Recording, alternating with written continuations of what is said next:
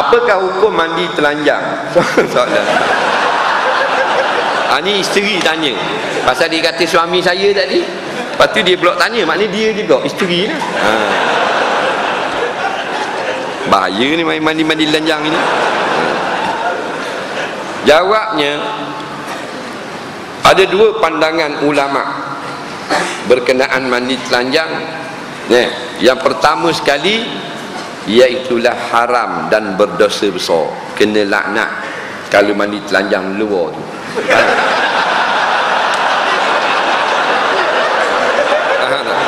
Tu biar selesai dulu, selesai masalah. Tak mandi telanjang dalam bilik air atau dalam tempat yang tak ada orang nampak. Dua pendapat yang terkenal, satu mengatakan makruh, yang kedua mengatakan harus. Dua-dua ni ada sandaran belaka. Nak ikut mana-mana boleh. Ini pandangan fuqaha. Faham tak? Yang kata haram depan orang ramai di mandi telanjang. Di mandi kat kolah sejik. Nampak tu siok mandi telanjang. Tak boleh.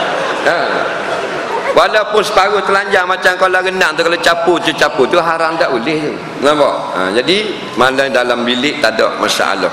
Contoh kata dalam bilik air, dalam rumah pun boleh. Hukumnya makruh kalau bukan hajat. Bila berhajat harus kita telanjang. Kalau tak berhajat makruh. Saja-saja duduk di rumah kan, hari tak kerja, hari Minggu, nak pergi jalan main golf pula hujan. Nak gitu, bini tak ada balik kampung, anak-anak boleh pergi jalan kamera Helen, ayah duduk seorang di rumah lanjang kuat. Nak khabar dah mu tanya, aku jawab. Jadi kalau saja-saja gitu makruh. Makruh kerana tak ada hajat. Tengok di malaikat komang sebenar gitu. Makruh. Dalam kitab-kitab banyak, dalam kitab I'anatul Talibin, dalam hasyiah bagi apa benda ni, Ali Syuhra Malisi, saja-saja makruh. Syarat makruh tak ada orang tengok. Panas sangat ada kan, orang panas. Rumah ada aircon tak apa, musim panas. Dia buka kipas dalam bilik panas, buka luar kipas pun jadi panas. Akhirnya jenis rumah hok kecil sikit macam rumah pelik. Dia pun telanjang duduk tengah rumah tidur gitu. Lega. Hukumnya harus, kerana untuk menyejukkan diri. Sebutlah kitab fiqh harus, kerana terlalu panas dia pun telanjang nak menyejukkan diri, harus. Tapi jangan ada kunci pintu pelik. Lama mari orang cek di air. Terkejut dia tengok, mana je kekil telanjang. Bila haram, kait haram dengan aurat, bukan kait dengan telanjang. Kerana aurat ni makna ma yajibu satruhu, anggota yang wajib tutup. Tutup dari apa? Tutup dari kucing, tak wajib. Tutup dari ikan dalam akuarium, tak wajib. Faham tak? Tutup dari malaikat, tak wajib. Sunat tutup dari malaikat. Tutup daripada pandangan orang yang haram melihat. Itu makna aurat. Jadi kalau tak ada orang yang melihat, kata ulama, luar rumah telanjang makruh, tak haram. Dia duduk luar rumah, rumah dia sebuah diri je. Nampak? Jauh daripada rumah dia tu 10 batu baru orang kampung. Orang nak mari ke rumah dia tu nampak kereta lalu atas batas. Jadi dia dah masuk pakas luar. Jadi dia telanjang di luar rumah dia, halaman makruh kata ulama. Bapa dah haram, tak ada orang, hidup seorang. Dia nak main sirupuk telanjang. Tak ada orang. Nanti bahayalah, takut mengecik mata tu. Itu kaedah. Jadi hak haram bila ada mata yang melihat. Bila ada mata yang melihat haram, walaupun dalam bilik air tapi nampak haram. Dah ada orang dalam bilik air haram tak telanjang? Ada dua orang yang tak haram kita telanjang depan dia. Suami depan isteri, isteri depan suami, atau budak yang kecil lagi. Allah sebut dalam Al-Quran, "Witiflil lam yazharu ala auratin nisa." Anak kita yang masih kecil tak reti bab aurat. Faham? Tak ada masalah. Ayah masuk dalam bilik air, mandi telanjang, gonyong. Anak dia hak kecil lagi, umur baru 2 tahun, duduk mandi dalam besen sebelah. Itik 2 ekor duduk main dalam besen. Anak 2 tahun tengok ayah telanjang, dia pelik tau. Tak? Pasal apa? Dia baru 2 tahun. Faham tak? Tak haram. Tapi kalau dia tadika dah, dia tengok, dia katok ngecetong.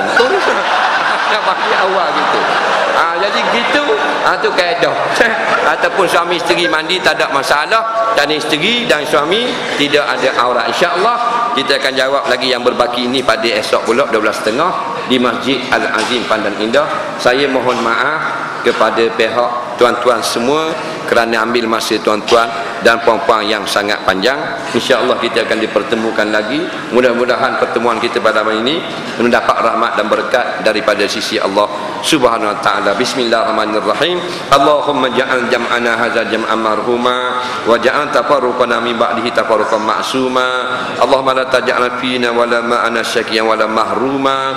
Allahumma ja'alna fi hadhihi lailah mubarakah minas su'alil maqbulin wa la minal asqal mardudin. Rabbana zidna ilma. Rabbana atina fid dunya hasanah fil akhirati hasanah wa qina azabannar. Sallallahu sayyidina Muhammadin wa ala alihi wa sahbihi wasallam.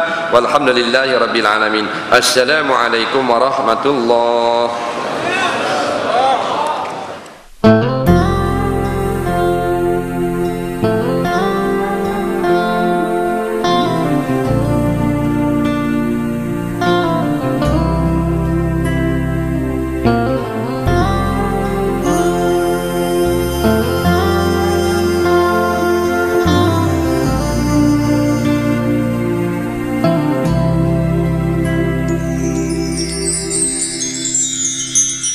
Miles away, oceans apart, never in my sight, but always in my heart. The love is always there, it will never die, only growing stronger. A tear rolls down my eye.